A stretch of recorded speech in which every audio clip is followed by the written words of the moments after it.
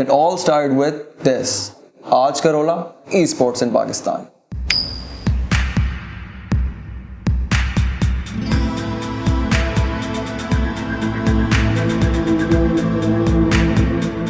Way back in early 2000s, Pakistan में token वाले gaming Jones हुआ करते थे जहां पर यूथ अपने फेवरेट गेम्स जैसे किंग ऑफ फाइटर्स, टेकन और मेटल स्लग खेलने जाया करती थी।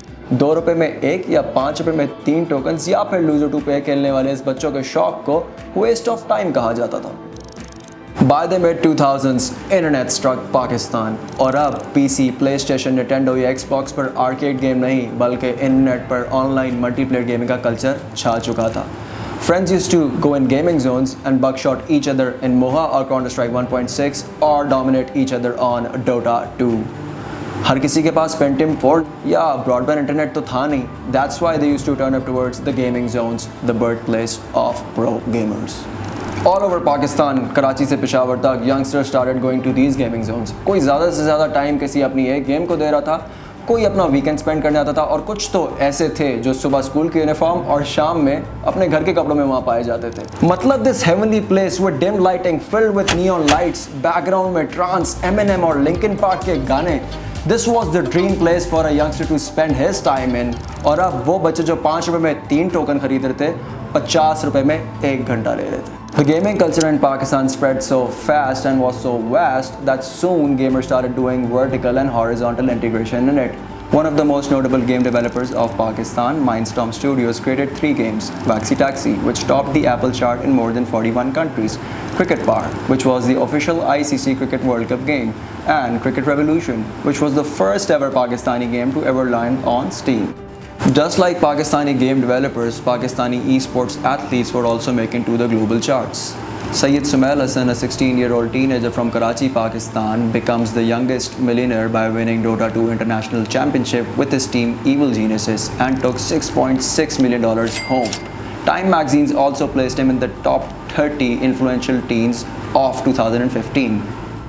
और फिर आती है पाकिस्तानी ई-स्पोर्ट्स की सबसे बड़ी achievement, Arslan Ash, who won EVO USA and EVO Japan for Tekken 7 in 2019, और इसके साथ साथ बेस्ट ई-स्पोर्ट्स एथलीट 2019 का टाइटल भी अरसलान ऐश वापस पाकिस्तान लेकर आता है। पाकिस्तान की ई-स्पोर्ट्स इंडस्ट्री अब बहुत तेज़ी से ग्रो कर रही थी और अब हमें लोकल और फॉरेन इन्वेस्टर्स दोनों मिल रहे थे, जैसे वीगा का पाकिस्तान फरवरी 2020 में आना, माउंटेन ड्यू, टेलीनॉर, जैस के ज़बरदस्त गेमिंग इवेंट्स, वेगा स्पोर्ट्स वाले फरवरी 2020 में पाकिस्तान आए थे।